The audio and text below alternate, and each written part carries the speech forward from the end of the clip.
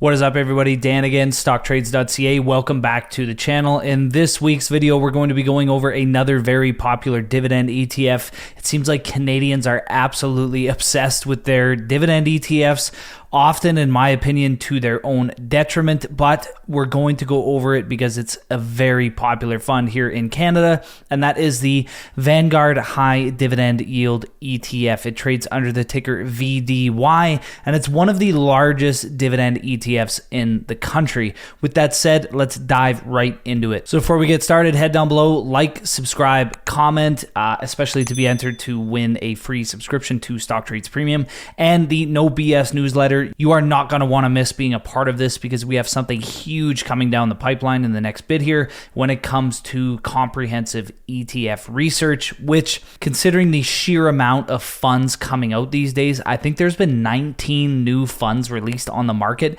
just in April. It's going to be very difficult for investors to distinguish what is a complete fee grab and what is actually a high quality fund because, make no mistake about it, a lot of these funds are coming after your money via high fees. So head down below, subscribe to that newsletter, and we will fill you in very soon on what is going down over at Stocktrades. So VDY, this is a very, very popular dividend ETF here in Canada. We can tell it has 2.5 billion in assets under management.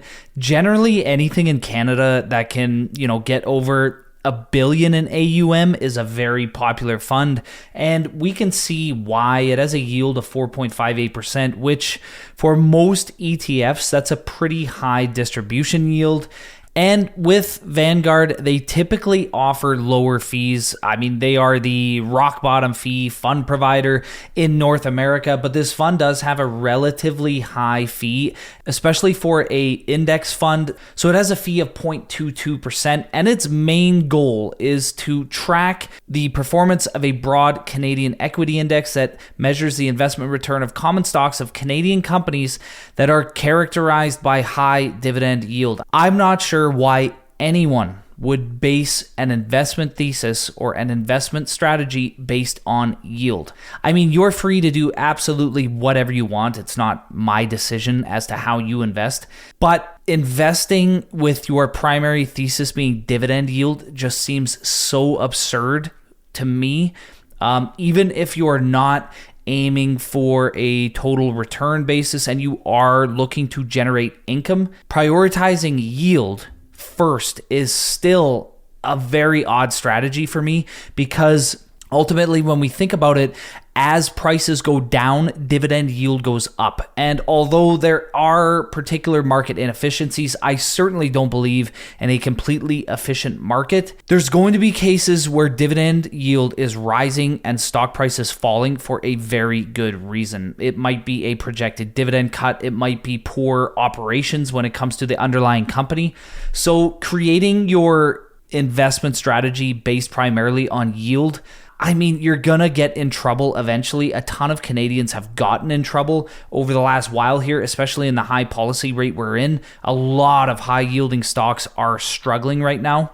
I mean, at the time of filming, I think BCE, one of Canada's premier blue chip dividend stocks over the last years, it's approaching a 9% yield, and its stock price is trading at something crazy like 2013 levels. You're looking at 11-year lows in terms of stock price. So am I a fan of this strategy? No, but that is ultimately the strategy of this fund. But it doesn't do it in an actively managed way. It just tracks the FTSE Canada High Dividend Yield Index. So it's an index fund, but despite its index fund nature, it has fees of 0.22%. A lot of these niche funds, particularly those that target income, are going to be higher fee. The managers know they can get away with charging higher fees because people like that high yield. They like to take the quarterly distributions quarterly dividends that would be paid by these companies, and they can turn them into monthly distributions, which is a huge benefit for a lot of shareholders who want consistent monthly income. I mean, in my opinion, much like when you go to a convenience store, you're going to be paying more for items because of the convenience. A lot of these funds are the exact same way. They can get away with charging you high fees because investors are simply willing to pay for them. Now, is this the highest fee when it comes to dividend ETFs? No, but you're still going to pay around $2.20 per thousand invested, whereas with a simple broad-based index fund, especially something like, say, SPY, this is, nearly 2.5x the fees. So that is something to consider as well. When we go down to the valuation of the fund, we can see that it contains 53 holdings. This fund is going to contain, for the most part, blue chip companies and ones that are high yielding. It's going to focus on yield. It's going to focus on getting you the highest distribution possible. When we look to the average price to earnings ratio, we can see 13.3x. This is a cheap fund. A lot of the companies within it are slower growing, mature companies. They're not growing cash flow that fast. So as a result, the fund trades at a relatively low valuation. And we can see this when we come down to the forecasted revenue and earnings growth. We can see the 5-year forecasted earnings growth is around 4.83% annually. So what this means is annualized over the next 5 years, they expect them to grow earnings by around 4.83%. When you consider right now, we're sitting at 3.5% inflation, give or take 3.5%. On a real basis, this is not very high earnings growth. And that is probably why this fund is trading relatively cheap. When we go back to forward price to earnings, we can see it's trading at only 11.7x expected earnings. This is probably a kind of an element of policy rates as well. As policy rates are higher, investors don't necessarily have to take on equity risk, so they generally devalue, the high dividend paying stocks, because why buy an equity that yields 5% when you can get, fixed income that has no, capital risk and earn 5.5%. So as a result, valuations tend to come down a bit there, but it's also an element of this earnings growth. When we look to next year earnings growth, they expect earnings to shrink by 1.88%. So declining earnings are obviously not a good thing, and the market is going to value them based on that as well. Now, the one thing that is fairly strong about this fund is its overall volatility. I mean, we have over the last 3 years, we only have a max drawdown of 16%. It's very low volatility. If we span this out to a 10-year period, it does have a drawdown of 39%. I'm going to guess that this was during the COVID-19 pandemic. Yet it was March 2020. So outside of that, this fund would have a relatively small max drawdown. I mean, you're probably not going to see the volatility you would typically see in even an S&P 500 fund, just because of the blue chip nature of this fund and how secure the companies are within it. So speaking of that, let's head to allocations first. When we head here, we can see it's 100% stock fund, and it is 100%, well, pretty much 100%, 99.65% Canadian equity fund. And when we head down to the stock sector exposure, and I would be able to guess this fund's sector exposure without even looking at it. I'm going to tell you right now, it's going to be heavy in financials, and it's going to be heavy in energy companies. And as we can see, we're looking at 55% in financials, almost 29% in energy, and then you're looking at 4.5% in utilities, a little bit of real estate, a little bit of consumer cyclical. Most often, our most mature and higher yielding companies are in the financial sector, and they're in the energy sector. So as a result, this fund is very heavily weighted in this. And if you have a core position, if this makes up a huge portion of your portfolio, you might not even realize how exposed you are to the Canadian financial sector and the Canadian energy sector. And if this is the case, I hope this video kind of, highlights a bit of that. Ultimately, I'm not here to tell you how to invest, but it is certainly something to consider. You are heavily exposed to those two sectors. When we look to the actual market capitalization of the companies, pretty much no small cap exposure in here. That's not really all that surprising considering it's a high yielding fund. There's almost no mid cap exposure because, again, they're typically growing faster. They're typically not as mature. They're not paying as much earnings back to shareholders as a large cap fund would be. And as a result, you see, we're looking at 90% plus exposure to giant and large cap companies. And when we look to the stock style, we're seeing for the most part large cap value. Now, this isn't all that surprising either. Again, these are mature companies, lower valuations. A lot of them are actually trading at multi-year lows because of the policy rates have done to their stock prices. And when we go over the overall holdings, you're going to see this. So when we head to the top 5 holdings, you're going to see that it is very heavy in banking and energy companies. We're going to see, huge exposure, 25% to Royal Bank and TD Bank inside of this fund. And then we head down, we get a couple energy players, Canadian Natural Resources and Enbridge. That's around 15% of the fund. And then we go back to banks with Bank of Montreal and Scotiabank at around another 13%, 12.5%.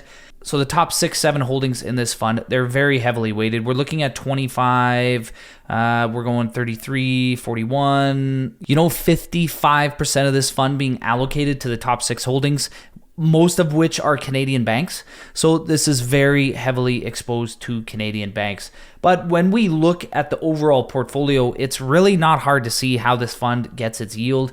I mean, Royal Bank and TD Bank aren't necessarily the highest yielding stocks, but when you come down, Enbridge, Bank of Nova Scotia, Manulife Financial, CIBC, TC Energy, BCE. As I mentioned, BCE is yielding something crazy like 9%. The market is definitely pricing in some sort of dividend reduction when it comes to BCE. TELUS, National Bank's not necessarily a high yielder, but it's definitely a relatively high quality Canadian bank, so they include it in this. But again, Pembina, Fortis, Power Corporation, Keyera, it contains pretty much all of the major pipelines here in Canada outside of something like Gibson Energy. But overall, the holdings are, relatively simple, high yielding Canadian blue chip stocks. And as a result, these higher yielding stocks, especially in the financial sector, which you would think high policy rates would help financial companies, which for the most part, it does help their net interest margins. But because of the weakening of the Canadian consumer, rising policy rates are really hitting provisions for credit losses for the banks, which ultimately impact their net income. So they're seeing shrinking earnings. They're really struggling over the last bit. So as a result, it's held this fund down. How much has it held this fund down? Well, this fund has not performed all that well whatsoever over, a short, mid, or long-term period. When we look to the price on a total return level and we go here to annualized returns, we can see that over the last 5 years, this fund has returned 10.55% annually, which you would think is relatively strong. But for the most part, this came from the ultra low policy rate environment we were in during the COVID-19 pandemic. I mean, if I actually put the Bank of Canada overnight rate, let's go Canada Target overnight rate.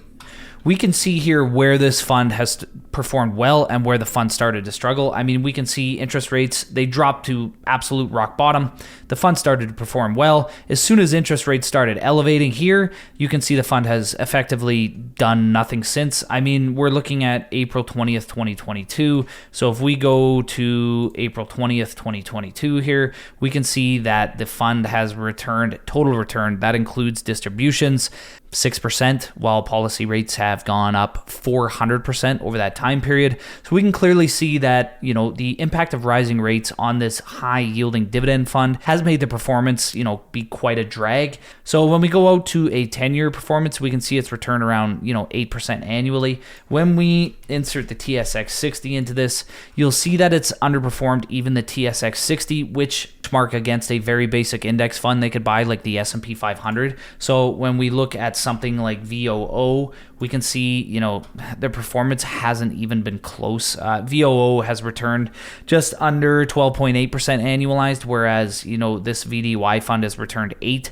And if we really want to compare it against, say to a similar fund from a different fund provider, we could compare it to, say, XEI. It has outperformed XEI, so I will give it that. It's probably one of the better performing Canadian dividend funds out of, the masses. Overall, the performance just hasn't really been all that good. I mean, you could have bought a broad-based index fund and just sold off shares to generate income. And even with that drawdown, the reduction in shares, pulling capital out, you still would have been ahead rather than owning this fund and just being paid, the monthly distribution it provides. Overall, am I a fan of this fund? I think it's pretty clear from this video that I'm not a fan of this fund. There's very few dividend funds that I'm actually a fan of. I think these funds target a lot of investors to try and generate fees. They make the focus income regardless of performance. They charge higher fees than usual so that investors can gain access to that high income. They can gain access to that monthly distribution rather than having to wait quarterly for their dividends. There's kind of a weird belief that you need high dividend income to get that, dividend snowball rolling, when in reality, compounding doesn't require you to be paid a high dividend to drip your shares and, accumulate more shares. You can compound your returns with high quality companies that are reinvesting that capital back into the business.